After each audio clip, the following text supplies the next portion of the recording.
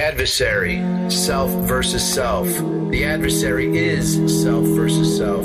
The adversary represents growth versus stagnation, self-violation, self-strangulation of the self, of others' self. The self given as gift or curse, handed down from parents or truck stop abuse. The self projected upon us from teacher or employer. The self not self-taught. You can't follow the rules of Satanism. They are written on your reason, not the reason, not your reason, just reason. But remember, there is honesty within occult practice.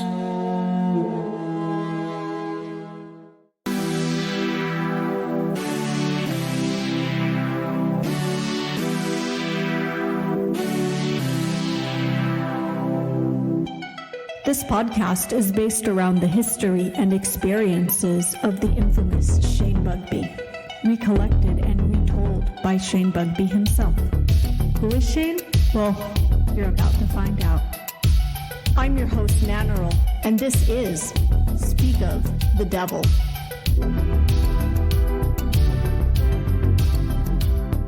We all start somewhere. And today, I interview Shane Bugbee about his trials and errors as a young publisher. From adventures with Elvis to Kinko's and a Chevelle. Today, I speak of the devil and of the little devil in Shane. How are you doing today, Shane? Oh, I'm doing wonderful. I'm in a park, and it's very nice weather in Chicago, and there's people taking photos in front of me, and oh my goodness. The girl is, well, as I look up, she squatted down and gave the guy a crotch shot to take photos. Nice. And I think she thinks I'm taking photos too, but I'm not. She's looking over and like I have to turn my back to the whole situation now because she's looking at me like, I will kill you. Maybe if you say hi to her, it'll de-escalate the situation. Maybe not. Oh my God, she's biting an apple. They're doing the whole Eve thing, and she's showing her crotch. What a wonderful day it is. Okay. I'm Nannerl, and today I speak of the devil. And today the devil is being tempted by Eve. Oh my goodness, am I?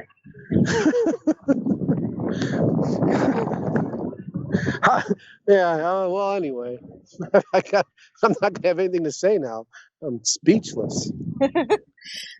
Well, one time you told me about how you wrote your first book at 10 years old. What's that about? Oh yeah, that was probably the thing. I tell you, I am influenced heavily by this moment. Wow, there's a train coming somewhere. A teacher had us make books, and I was 10 years old, and we brought cloth in. You had to iron it to the cardboard. She taught us how to make a book, and we had to write our own story and storyboard it and then draw the pictures and handwrite everything and put it all together with glue. And I remember I wanted this certain cloth, and of course for some reason my parents were awful, just really awful parents, and they wouldn't get me the cloth I wanted. Like I wanted this really astute, like a denim almost cloth for the outside of the book, but I've got like Sesame Street fucking cloth, whatever was laying around. So it was embarrassing in school. But my book was called Elvis and Me. And it was really neat. And it was about Elvis taking me to Sambo's. I got to meet him because I had seen Elvis in concert probably 6 months earlier, his last concert in Chicago, his second from last concert before he died. And my grandmother loved Elvis, and I loved my grandmother. So it was easy to love Elvis. I made the book, and it was neat. It was, you know what? That was an influential moment, making that book. And boy, when I think back of the attention I got for it, positive attention I got for it, it really put me in the state of mind to want to publish. It was always my solution as an artist, that's how I communicate anyways. My solution is to make something and show it to people. It shows my heart more than my emotions do. In a moment, like if I'm angry, I start yelling. It only tells 8% of the story, I feel like. Mm-hmm. But it feels like people like, man, that guy yelled. I'm like, that's just the tip of the iceberg about how I feel in this situation. And so if I make artwork based on a situation, it's really has the 100%. It gets close to 100% of me telling the story. Yeah, it's apple. That's a fucking apple she's holding. Okay. I got to quit looking over there. I think that it's quite interesting that, well, two things stand out to me here. The first one is that you saw Elvis in concert shortly before he died. You interviewed LaVey shortly before he passed. It's a very interesting, ominous thing that you had, Elvis was kind of the devil at one point. And it's interesting, almost like he passed a baton on to you. Oh, and it's quite, I love it. It's quite satanic of you that what you were offered to bind your book was this Sesame Street weird fabric that was not your favorite, but you made it anyway. You made it out of your situation, and it ended up being excellent. And to me, that's might. That's the might of a 10-year-old. Oh, that's cool. That book, Elvis and Me, I scanned it in. It's on Internet Archive, I think somewhere. If you search Bugbee, Elvis and Me, it's unbelievably ignorant. And I don't mean that in a bad way. I mean, just like the spelling and stuff like that is but I have no problem posting it. That's a good observation. I used to go by the pen name Michael Hunt Publishing and Mike Hunt, as you sort of inferred, and I forget what I was going to say there. Cut. Were you known as Michael Hunt at 10 years old, or did this come later on? Oh, the Michael Hunt Publishing stuff came after I saw Porky's, the movie Porky's. And I saw that and I was like, oh my God, that's so fucking brilliant. It's so funny and you can do it. Well, it didn't happen there, but that stuck. When I saw that movie Porky's, it stuck. And I was at a currency exchange. Like when I first started publishing, I'd go in and we had P.O. boxes then, kids, no internet transfer. So I have to go to P.O. box, get your money order out and go bring it to a currency exchange because I didn't have a bank or anything. And the currency exchange people would always laugh at my name, Shane Boogerby, make fucking shitty jokes. And I was like, I'm changing my whole company name to Michael Hunt Publishing. And so how about this? How about that? I go into the currency exchange. She goes, Mike Hunt. And everyone in line starts laughing like there's a whole lobby full of people. And they all start laughing at the cashier now instead of her laughing at my name. And I was like, I got revenge. And Michael Hunt was about revenge on society at large because I could say Michael Hunt, but I knew someone would shorten it to Mike. And it was always like some asshole. And then they did. Their face turned red quickly thereafter as everyone around them laughed at them. That's why I did Michael Hunt Publishing. But I also find it sort of a very sweet inverse as well, that when you told us all about your encounter with Anton LaVey, that LaVey loved your name. He was delighted by you. He kept saying your last name. He kept telling you the beautiful things it could be. You could be an accounting firm. You could be a law firm. You could be all these different things. Just Bugbee, Bugbee, Bugbee. He loved it. He accepted it. I wish he would have been my father or something. I wish I would have got that kind of great fatherly advice. Because he was right when he said, no one will ever forget that name. You've got a golden name. No one will ever forget you. You're an unforgettable person, but your name solidifies that unforgettable personality. Your unforgettable personality. And I was like, wow, you're so right about that. So as an adult, I love my name. But as a child, when you're made fun of, when you stand out and have these weird, it can be hard to deal with if your parents or teachers don't give you the coping mechanisms or the advice to help you along like LaVey did there. A lot of people affectionately refer to Anton LaVey as Uncle Anton, and it's interesting that he's more like Dad at times. He's sort of a dear old dad in that case. With his, I can't believe it's not butter, and his good advice to you. I always thought when I first read the Satanic Bible, I just immediately, I'm like, well, this is just a self-help book. This is a self-help book. I don't understand why it's not put in the self-help section. Why I don't understand why it's in the religious section and not in the self-help section. And I, as a marketeer, I was like, boy, I would love the opportunity to take the Satanic Bible and take all the S word out of it and rewrite it in a way that has little to do with a cult, and rewrite it in a way where you put LaVey's picture on the cover, like he's standing he's like a gardener or a florist. He's standing in a flower shop, arranging a bouquet, and it's like self-help for the. I don't know. I don't know a title yet, but I felt like it could be marketed to Middle America moms and who, people who need this. In my day, I always thought, man, you should market this to the mothers of the Middle America. They could use some empowering. Present day, it seems the Me Too movement did just really well with a lot of that, and people are empowered. But I don't know. I always saw the Satanic Bible as a self-help book. I feel like LaVey is sort of the father that a lot of incels needed.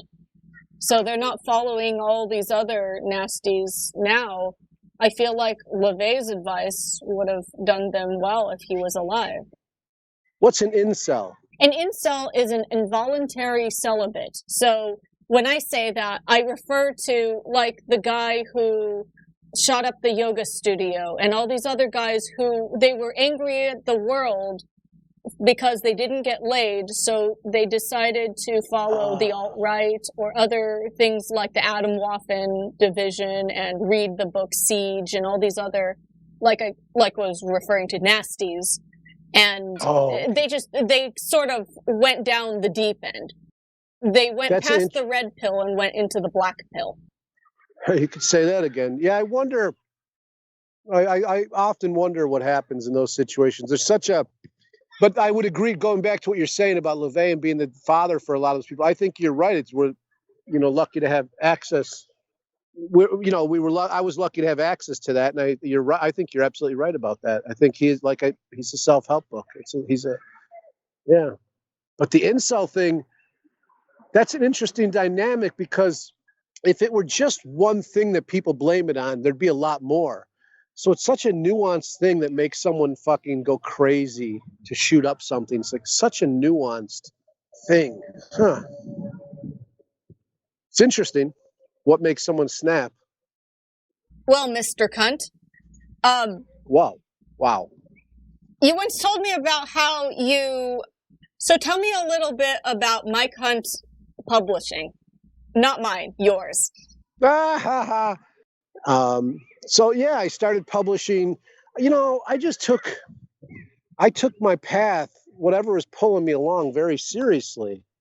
And so if I had to live in a car to accomplish whatever the path was telling me to do, and I don't mean to sound crazy, it's not like something I don't hear audible commands, but I follow this interest. And it was Frank Zappa and the PMRC hearings that put me in this world. When I saw that, I was like, censorship made no sense to me. And it was baffling. And when I heard Frank Zappa, I was like, man, I want to hang out with people like Frank Zappa. He's so fucking smart. I'd never heard anyone so smart in my life before. And he simplified, he was so smart, but yet he didn't go on and on with this assumed knowledge, or go on and on with his knowledge. You go, look at how big my knowledge dick is. He simplified really complex issues. And I feel like that's what makes a genius. And that's how LaVey was. He simplified very complex issues so the common man can swallow them. And so Frank Zappa was someone who set me on this path, this left-hand path, let's say. And at some point, me publishing and doing this stuff put me in a car. And I published out of a car. It was interesting because here's a story. So, I'm going around looking for advertising for a magazine that I start. I thought it was going to be like People Magazine. I thought I was the first person to ever do a zine, and find out, no, I'm not the first person to do a zine. I'm, there's a whole world of zine people.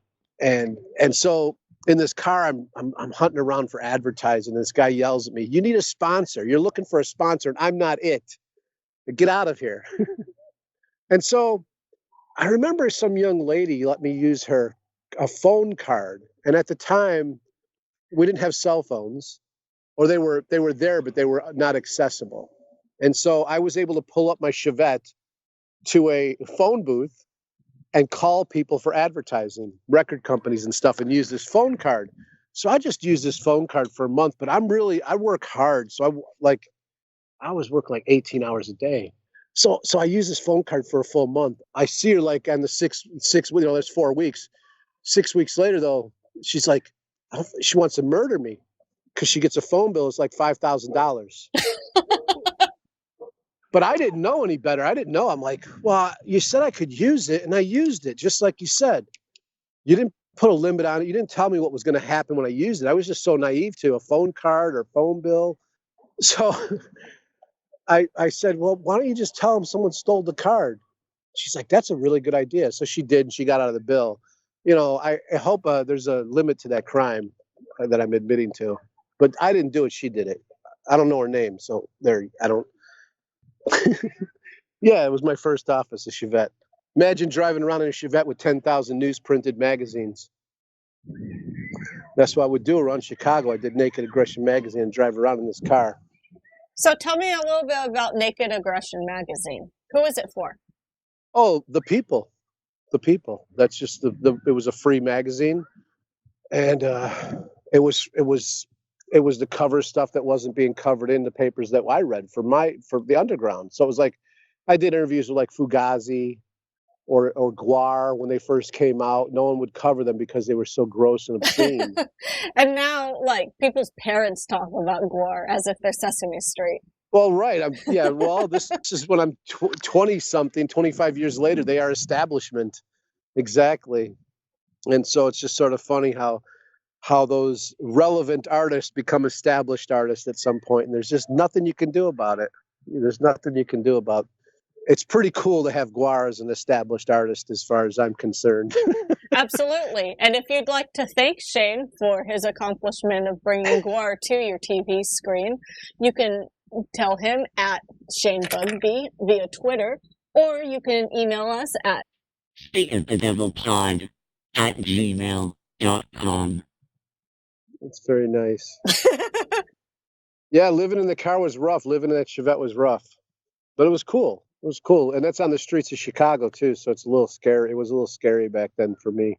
Before that, I lived on a bus for a couple days. This bus driver, when I first ran away from home, this bus driver let me sit on the bus. And she said, don't leave this bus. She was so scared for me.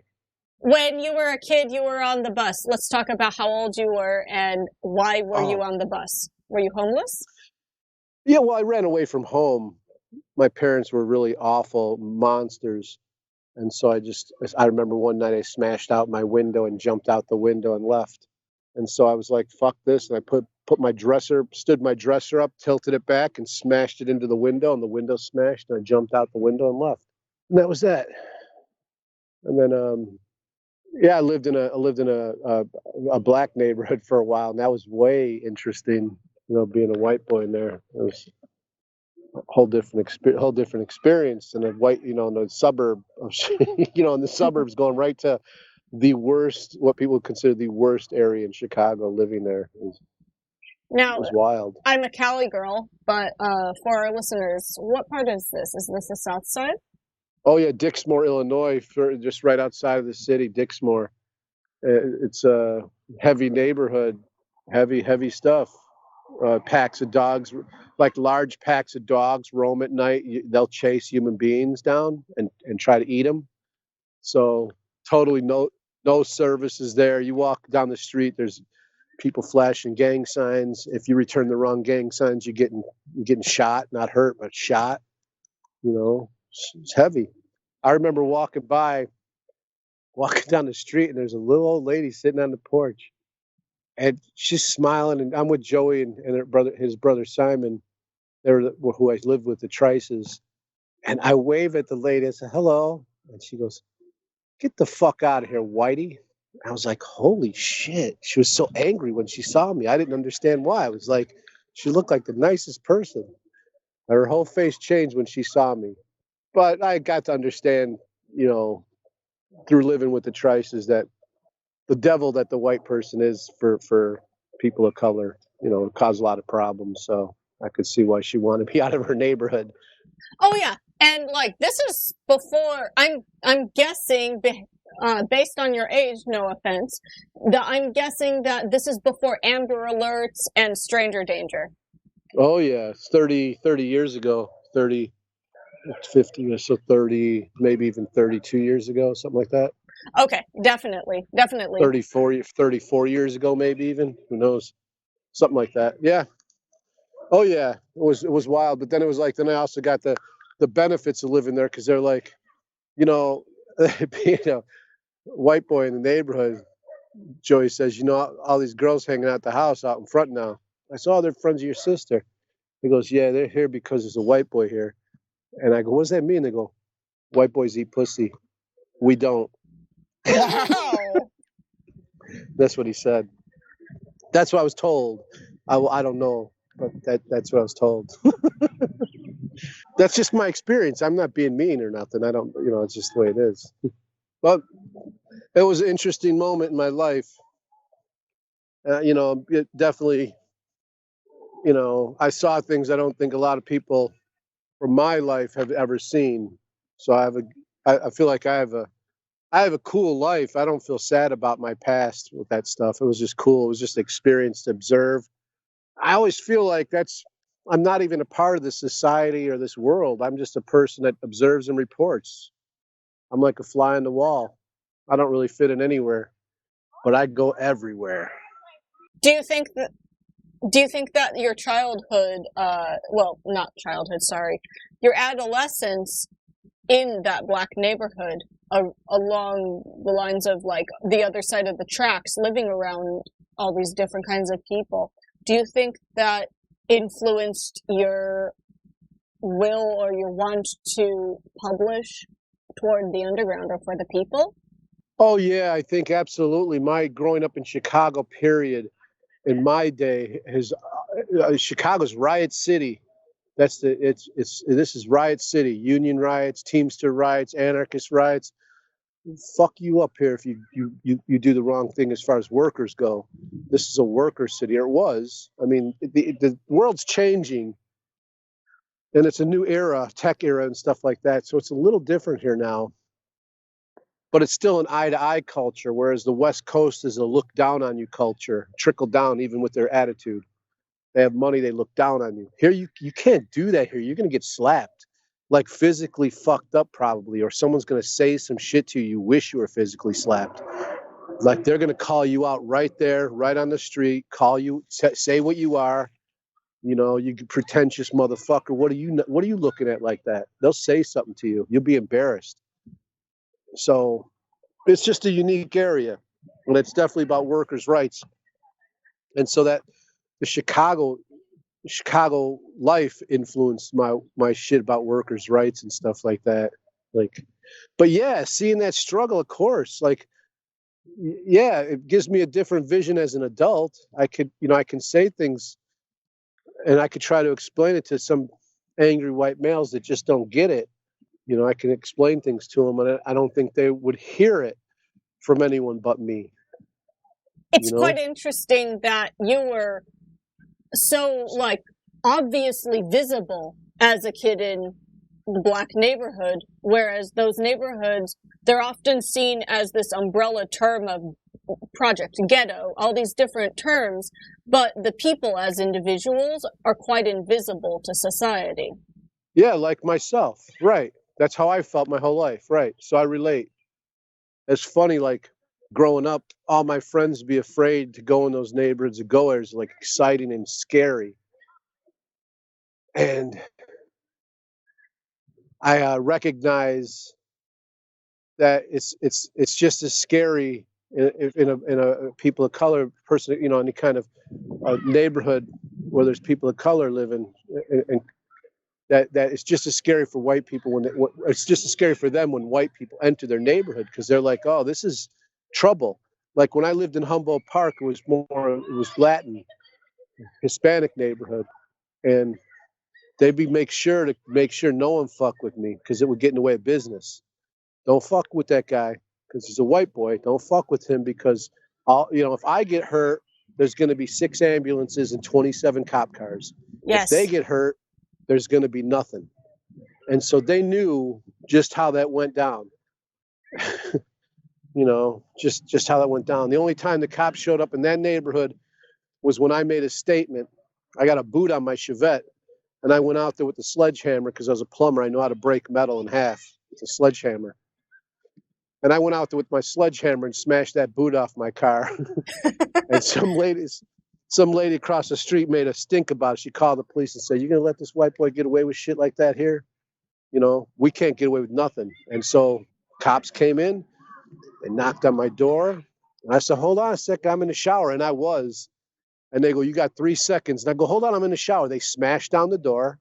I'm naked. They fucking flipped my couch up in the air. They said, "Where's the gun?" I said, "I don't have no gun." They smashed my TV on the ground. I said, "Where's the gun?" I said, "Dude, you can rip this whole place apart. I got no gun. I never had one." And then they let me get dressed and arrest me. And they beat my head into the car door. They put a whole display on out there. They really gave me the shots. And I think that was to give the neighborhood a little justice. Like, look, we're going to push this motherfucker around in public view. And whatever, that was fine. I got to the police station, though, and I got signed right out. I just had to sign a piece of paper and walk. And no one in that I was back in that neighborhood in 45 minutes.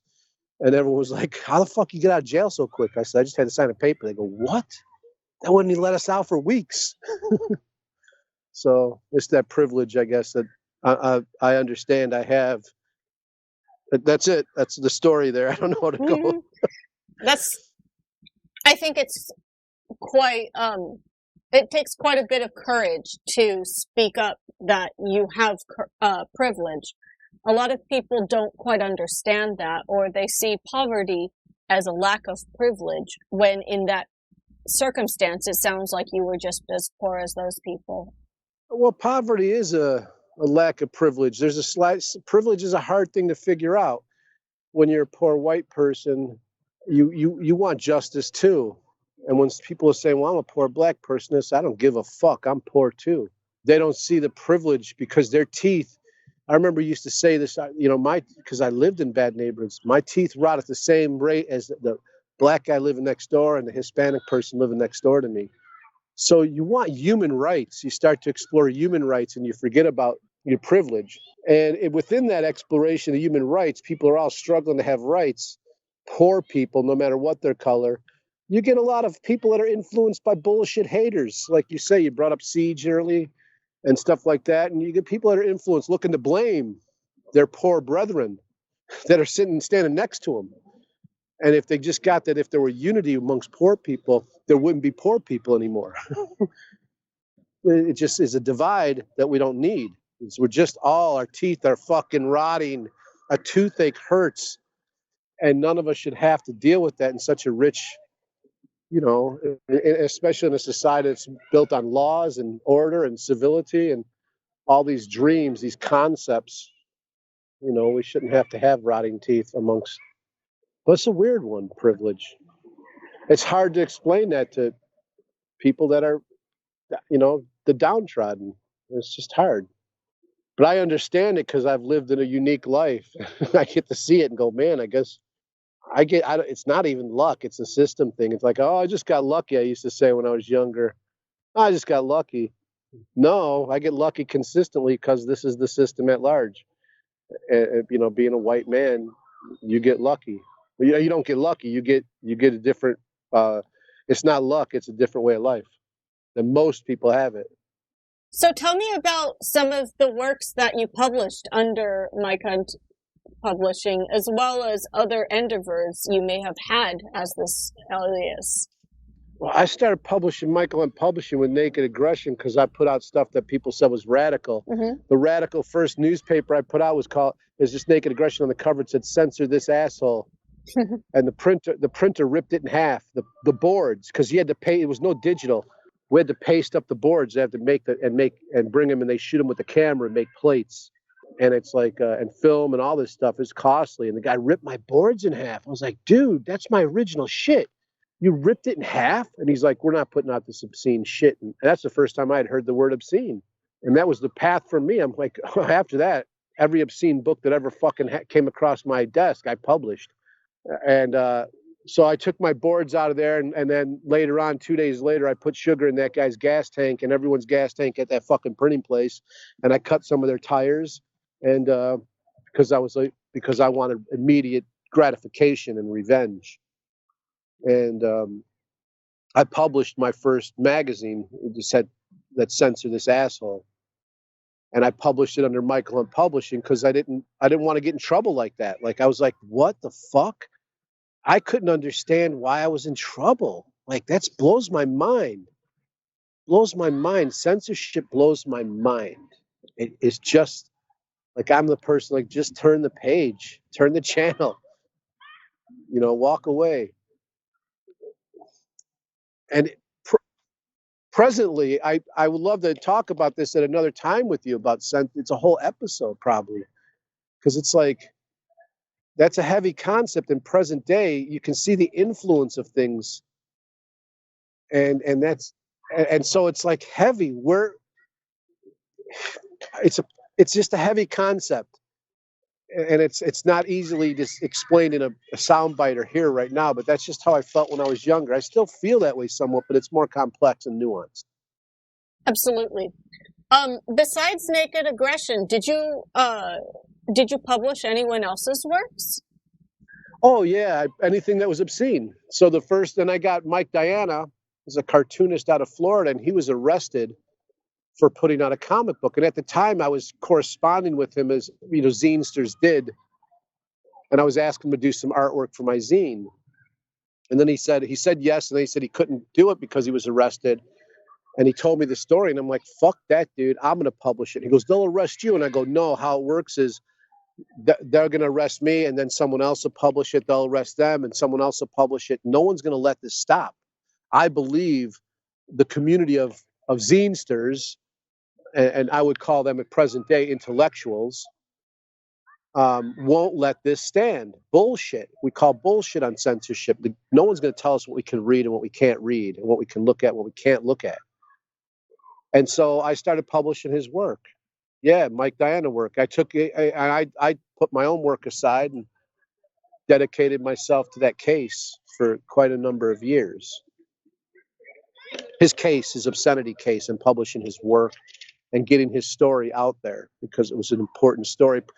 You see, I believe in precedent-setting things. Like when you set a precedent, like we spoke of on another show, like with the Satanic Temple stuff. Like when you set a precedent of herding together a bunch of people for a good cause, and look up Good Guy Badge by LaVey, you also set the precedent of gathering a herd of people, and that herd of people then can be directed to build a wall around their enemy, which might not be a good thing. And the censorship issue with Mike Diana was a similar thing. It was like, if they censor this, they're just going to start censoring me and everyone else. Fuck that shit, man. You can't let them have an inch. You let the government have an inch, they take it all. You let anyone in power have an inch, they take it all. You have to push back always. It's a constant bullshit battle. That's why power needs to be smashed and shared with everyone, I think.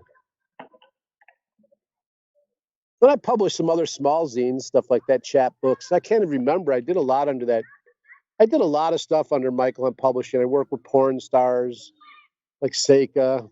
And there's so many stories. We could do a lot. Oof, Did you release your publication of Might Is Right under Michael Hunt or as Shane Bugsby?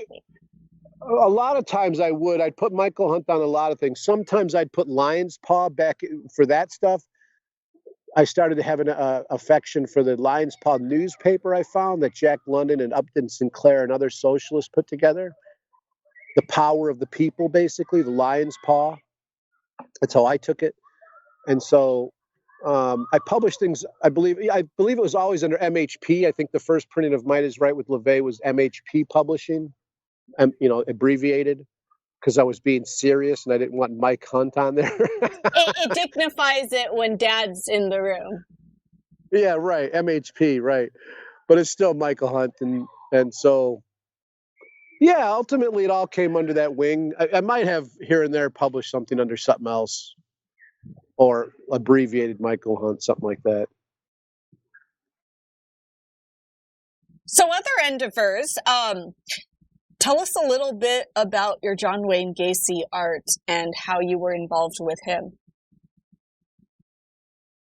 Gacy, I have a long history with John Wayne Gacy, not personally, but as a young child, I rode my bike up to his house when they were uncovering the bodies. And I would hear them talking about the dicks he had cut off and all this weird shit that never made the newspapers. And so that was where the fascination became, was the story between between the lines, the story behind the story. Because when I was there, it was like fucking horrific, like a horror thing. I was so afraid. And then I'd run home and read the newspaper the next day about them digging up bodies. And I was like, this is weird. They're talking about sex. So it was very sexual when I read the newspaper, but it wasn't at all sexual when I was at the site where they were digging up bodies. 10 years later or something, I'm working at this bar, the Bucktown Pub, and all this underground stuff's happening there. It's where I met white panthers, black panthers, yippies, Allen Ginsberg. Fuck, it was just an incredible place. But Mike Johnson, the guy who ran it, he started selling Gacy paintings. And so I started selling Gacy paintings. And so that's how that all worked out. It was weird. One time at that pub. So who we got the paintings from was Gacy's nephew. And Gacy's nephew had told me stories about how he had to go to a mental health institution because some of his friends that he got jobs with Uncle John ended up dead in the basement. And Uncle John would send him into the basement to put the lie on top of him. Not on top of the bodies, but on top of the smell. He's like, oh, there's bad smell down there. Put some of this down there. So he ended up going to a mental institution and all this stuff. But the thing is, when he came into the bar, he would bring boys, young men, and I don't mean boys, but adolescent, young though, could have been 16 to 18, that all look like Gacy's victims. Gacy had a specific type that he was sexually attracted to. Basically like a metalhead, long hair, like metalhead. And anytime that nephew came in, he had a different guy with him, different young man. And they all look like one of Gacy's, like the profile that Gacy, his uncle, would bury in the basement. So it was real creepy. And one time, he's real cool. And I remember him handing me money, and he'd put it in your palm with one finger. He'd like shake your hand and put it in your palm and sort of like almost tickle your palm when he gave it to you. Mm. And then yeah, right. And then I watched this channel. It was on TV, a Gacy document or a TV show. And the actor playing Gacy did that in a couple scenes. And I was like, oh my God, that's just what the fucking nephew did to me. And one time, like, we had to make popcorn at this bar. So I have my back turned to the Gacy's nephew and stuff. And we're talking, and I look over at him, and he's smiling. And then I look back over at him, and he has a scowl on his face, like, ah. And I was like, holy shit. And I moved my head in a split second. That scowl was gone. He was smiling again. But when he was looking at the back of my head, it was like he was going to bash my brains in with a ball bat. And it was like, fuck, dude, how his facial expression changed in a snap scared the shit out of me. And I felt, wow, I wonder if he kills people just like his Uncle John, or fantasize. He must have a lot to work through, is all I'm saying. So we eventually published a book. Oh, that was a cool time publishing the book with Gacy, though, because I got to work with an editor from Playboy magazine, Helmer, Bill Helmer. And he was friends, like he went to Texas. He went to school with Janis Joplin and the guy who did the Fabulous Furry Freak Brothers. They went to college and sold the college paper. And so it was neat working with as a young man living in his car, this was my big shot, working at this Bucktown pub and working with real publishers and real revolutionaries and real counterculture icons. So it was cool to get jumped into that world by these people. And Bill Helmer was one of them. He was a real cool guy. And he taught me the intellectual route. And Mike Johnson taught me the commercial salesman route, the Edward Bernays route. So it was neat to have that. That was my school. It's interesting, the idea of growing up from suburbs to streets, and now here's, little Shane is now Master Shane, apprenticing under the tutelage of... Yeah, fucking Playboy editor. And then Skip Williamson, an underground artist, he used to draw and do stuff for Playboy. And I eventually found out that him and Bob Rudnick, a guy I knew, started Hustler magazine with another person. And then the guys from Hustler, that Larry Flint said he started it. But what he did was he came into the Hustler magazine was started in Chicago, not Ohio. This is underground history not many people know about. So Hustler magazine was started in Chicago by a bunch of underground people like myself. And so when Larry Flint wanted it to sell prostitution and sell things, sell his pornography, he sent some guys in there and beat Bob Rudnick's head in with the phone book until he was bleeding out of the ears. And that's how Larry Flint obtained Hustler magazine, was beating Bob Rudnick in the head with the phone book as his friend watched. And then when blood came out of his ears, they're like, yeah, you know what? Take it. We don't want it. We don't want him dead. Bob Rudnick was a real cool guy. I used to go get heroin for him and with him. And it was wild to watch this white panther nod off in the corner in this really shitty apartment. And every day we would walk up to the corner store and he'd buy one banana. And that was his dinner. He'd eat one banana a day and a can of tuna. And this guy did more for the libertine, the left-hand path, or freedom of human beings to be who and what they are. There's so many people like that, like present day, the people on the front lines of the counterculture movement are like the trans community. But they wouldn't have that without the blood spilled by people like Bob Rudnick. And yet he's forgotten for the most part. Anyway, sorry I went off on a weird tangent there, but there's the memory with Gacy. Ties into. So, just for our listeners to know, are the White Panthers affiliated with the Black Panthers? Oh, yes. Well, what it was John Sinclair came to the Black Panthers and Bob Rudnick, and they're like, we want to join. And the Black Panthers laughed and said, you can't. And they were like, why? And they're like, you're white. We're the Black Panthers. And so they started the White Panthers with the same rule, like the same tenets, the same foundation that the Black Panthers had. They just called themselves the White Panthers. And if anyone looked into the Black Panthers past the shocking name or past the theatrics that they had, they were for power to all of the people, as Huey Newton and Bobby Rush. I mean, we have in Chicago, we have aldermen that were Black Panthers. Bobby Rush was a Black Panther. And one of their things was power to all of the people, power to all of the people. And they made it clear to say it like that, power to all of the people, not just Black people, not just white people, power to all of the people. And that was a great history. Bucktown Pub, I don't know if I ever told you that story. Bucktown Pub was a big deal to me. That's where I learned I was a fucking fool as a young man. I thought I knew everything. And I remember cheering on Waco there and crying at the end as people told me the stories of how this kind of stuff happened. I remember telling them before Waco, though, I heard about Fred Hampton. And Fred Hampton, really, you want to talk about early influences in my life that put me on a path. Fred Hampton, the story there. I remember him telling me about this, some of these White Panthers and some of these counterculture guys that turned 50 and they were not relevant anymore or whatever. Joking, but they were just, I had no respect for them. None. They're old. And I get that. And so they tell me about Fred Hampton. I was like, listen, there's no way the fucking police are going to go in and kill someone. Okay? Quit talking your shit. You're looking for sympathy. And they say, yeah. And they bring in all these photos and they bring in people that were there and they present to me. And I cry at the end of that story, seeing the photos and hearing this thing. I was like, holy shit, she was pregnant. Like Fred Hampton's wife was pregnant as they shot in that place hundreds of times and murdered this guy. And his history was about, he's the person who started the food program for children, poor children, that is all across the country. That was started by Fred Hampton in Chicago. When people speak of Bernie Sanders, they don't realize it's Fred Hampton's blood that was spilled that is a big inspiration to someone like a Bernie Sanders. When people talk about socialism present day, it's the blood of Fred Hampton that was spilled that has influenced that stuff immensely.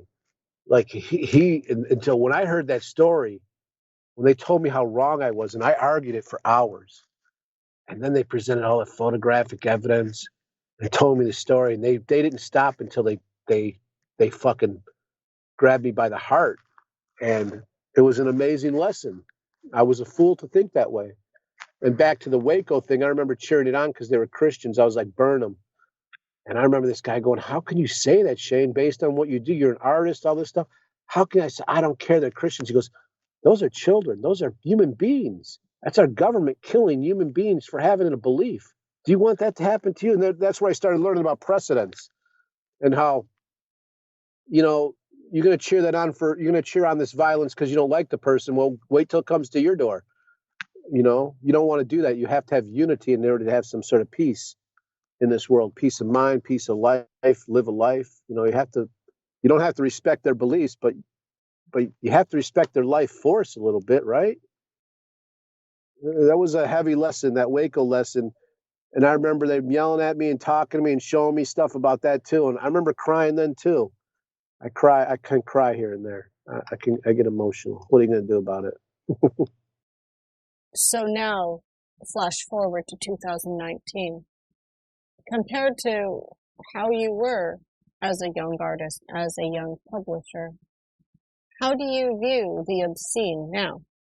Oh, that's a hard one to answer. I can only tell you, like, that might take hours to answer. I'll try. All right. How about we divvy it up a little bit then? I can say this to answer that before you divvy it up. Okay. Like now, as an old man, I have a compassion for young bucks who think they know everything. And versus fighting with them, I try to love them. Just like John Sinclair told me when I met John Sinclair, he goes, Bob Rudnick told me about you and your trouble. And I go, yeah. He goes, you know why they stuck with you? Because they loved you. They saw yourself. They saw themselves in you when they were younger. I can see myself in you when I was younger. And I love you because I see myself in you. And I want you to be a better person. Or not, like a whole person is what John said. I want you to be a whole person. He didn't say better. And so now I look at younger people, young bucks that might challenge me or think I'm a piece of shit because I'm old or irrelevant or something like that. And I try to go, how can I love them? How can I love them? I have to look at them through the lens of humanity. So there's that start. And how do I look at obscenity? Is that what you were asking? Yes. Huh. I'm sort of stuck in my ways with that, and I want to hear younger people explain their concept of censorship to me, because when I hear it online, I try to explore the conversation, and no one has a real answer. They just have problems with things that are being said, but they don't have an answer as to how we can maintain a free thought society or those rights. And I don't think they even understand the concept that free speech is a sliver of the free thought movement. And free thought is the foundation of the transgender situation presently in America. It's people thinking and identifying with something and then wanting to manifest that. And that's the thought. They're free to think that. They're free to identify with that. And once you start picking apart who can say what, you set a precedent that comes back to haunt you. And I think a lot of times when I see it online, it's like there's a web being drawn out by like the alt-right people. They want you to enter the web and tell them not to say something because they're the only ones that are going to really agree with you. They're like, right, there's things that should not be said and there's things that should not be allowed. And they're going to agree with you just on that concept. But the things are more like abortion, trans rights. Those kind of things are are what they would fight against, I believe.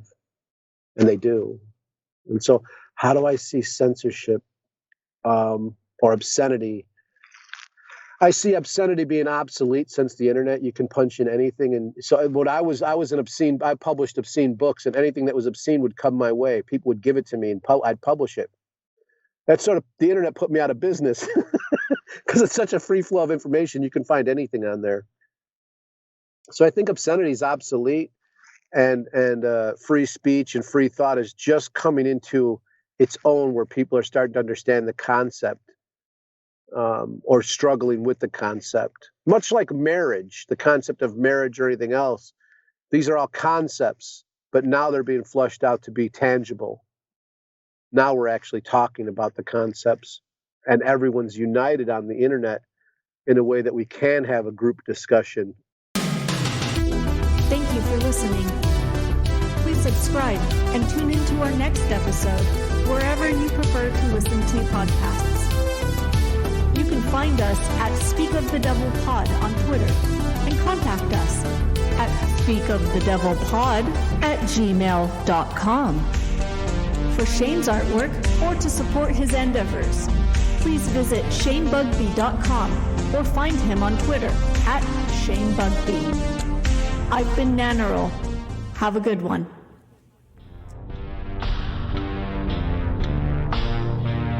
Oh, and shaneisthedevil.com.